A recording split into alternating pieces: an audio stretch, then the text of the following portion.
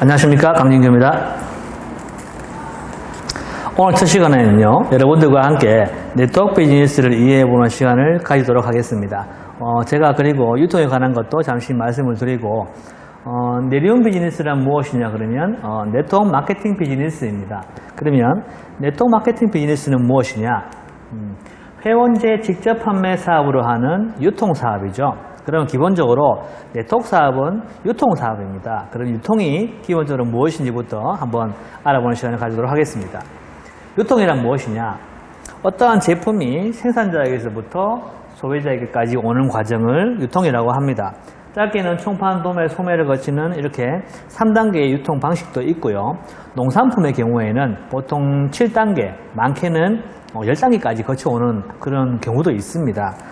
우리가 어떠한 제품을 구매할 때는요, 광고를 통한 어떤 제품의 정보를 얻게 되고 결국 소비자가 가까운 소매점에 가서 제품을 구매하게 되죠.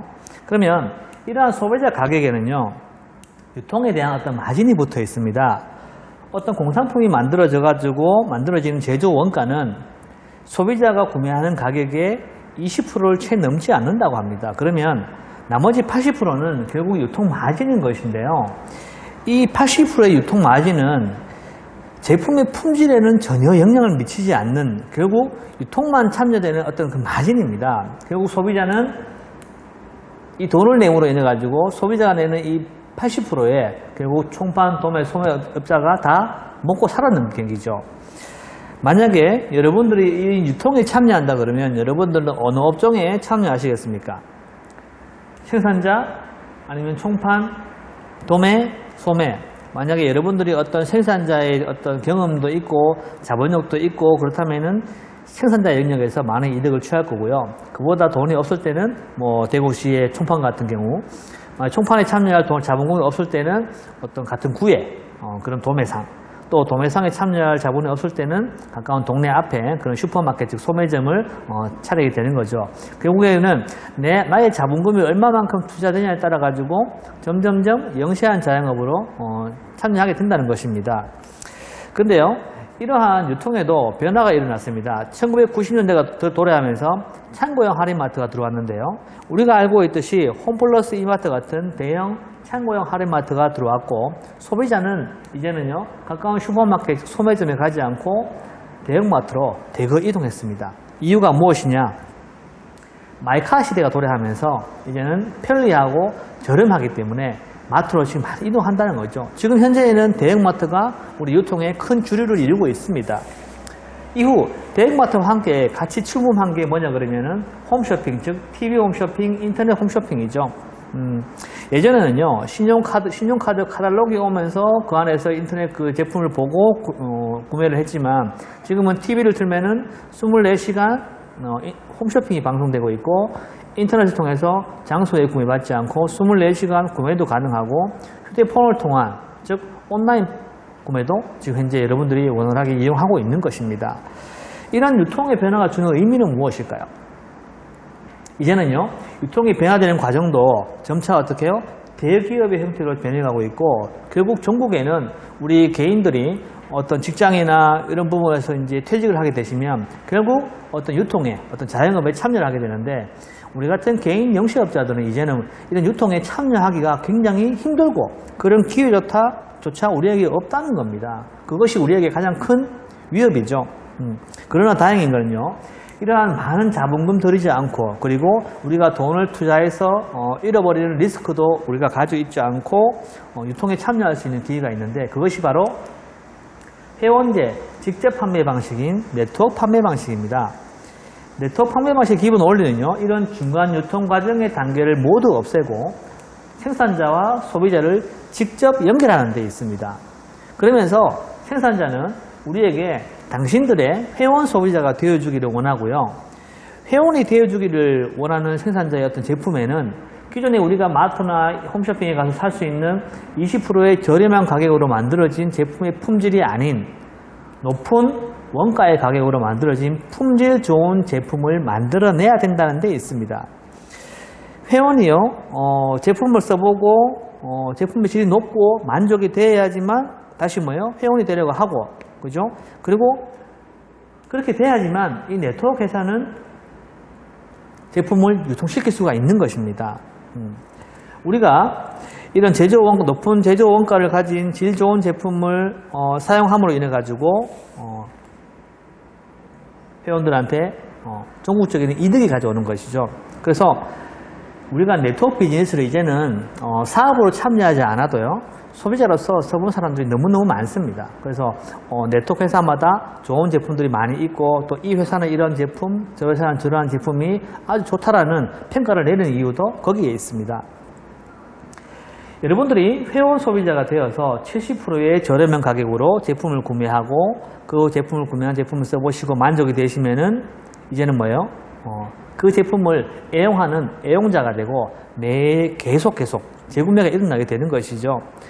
이제는요, 내가 애용하고 재구매가 일어나게 되면은 이제 나 혼자 쓰는 것이 아니고 주변 지인들에게도 이 제품을 써볼 것을 권유할 수 있는 시기가 온다는 겁니다. 예를 들면 우리가 영화를 보거나 할 때 재밌는 영화를 보면은 주변 친구에게 영화 한번 보라고 이야기하지 않습니까? 그리고 여러분들도 누군가에게 통해서 재밌는 영화라는 걸 소식을 듣고 한번 보러 간 적도 아마 있을 겁니다. 같은 맥락이죠. 이렇게 우리가 전달하는 어떤 구정 광고를 통해서 이 속에서 뭐가 있죠? 수익이 만들어지고, 그러면 많은 사람들이 적극적으로 그 소비가 일어남으로 인해 가지고 매출이 점점점 커지는 것입니다. 근데요, 이러한 유통에도 이제는 힘의 변화가 일어나고 있습니다. 무슨 얘기냐?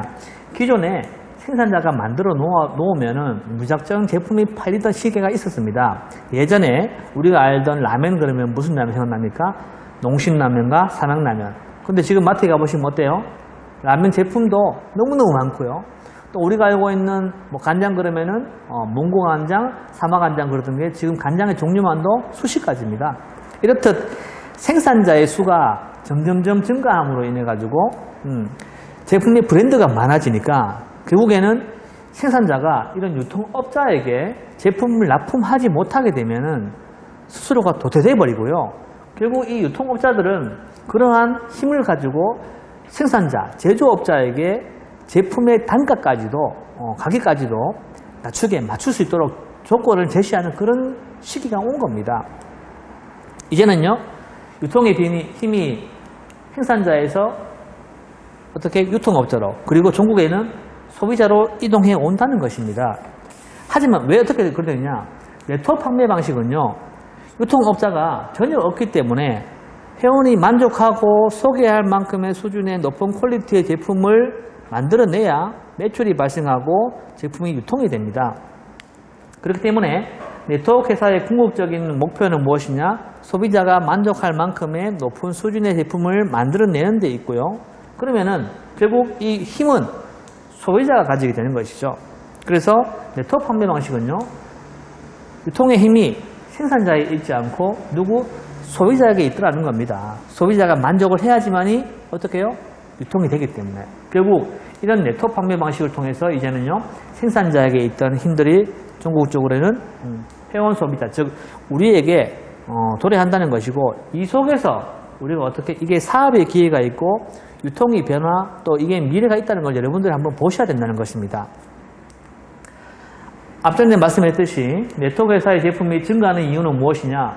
구전 광고에 의한 네트워크 마케팅 사업이 커지는 이유는요, 내가 써본 제품을 만족했기 때문에 전달되는 것이죠. 그죠? 결국에는 뭐예요? 만족되면은 내가 제품을 애용하고 재구매를 하게 된다는 얘기인 거고, 또한 그러한 제품의 품질 만족에 의해 가지고 내가 주변 사람들 소개하고, 이 사람이 소개를 통해서 사용자가 점차 늘어난다는 데 있죠. 지금은요, 500만이 넘는 직접 판매 회원들이 존재하고 있고, 매출도 지금 4조 원에서 5조 원까지 육박하고 있습니다. 여러분들, 이 속에서 또한 비즈니스의 사업의 기회가 있다는 것을 안 소비자들은 적극적으로 이 사업에 참여하고, 그 참여한 사람이 많아질수록 매출 또한 커지게 되는 것이죠. 그래서 네트워크 마케팅 사업은요, 앞으로 점점점 커져갈 수밖에 없는 사업이 되는 겁니다. 이렇듯 이제는요, 네트워크 마케팅 사업을 하고 안 하고의 문제가 아니고 우리 모두가 이제는 여기 참여해서 우리의 권리를 찾아올 때가 된 겁니다. 프로슈머, 여러분한테는 생소한 단어일 수 있습니다. 하지만 지금 초등학교, 고등학교 교과과정 안에서는 다 배우는 말들입니다.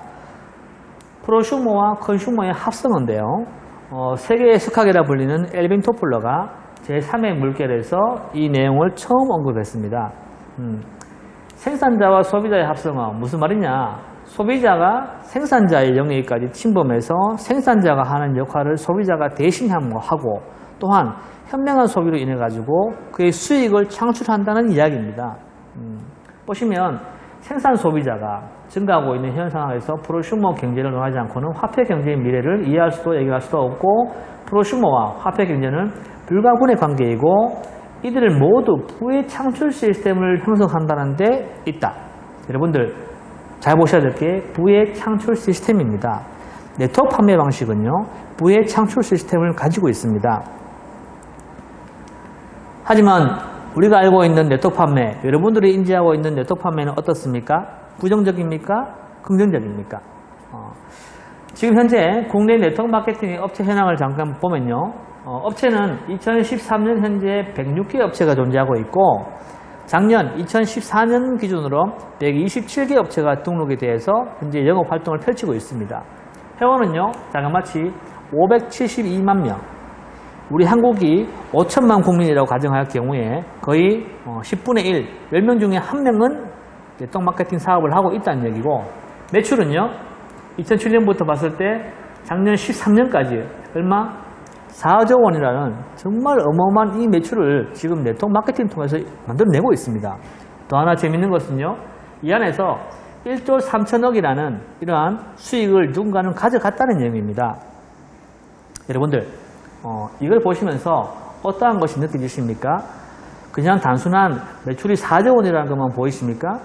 아니면은 4조 원 속에 누군가는 이 돈을 가져갈 수 있는 기회가 있다는 걸 여러분들이 보이시는 겁니까? 한번 잘 보시고요.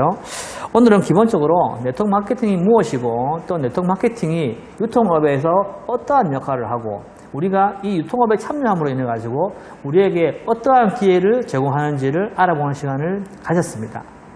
다음 시간에는요, 좀 더 다른 내용으로 여러분과 함께 만나 뵙도록 하겠습니다. 감사합니다.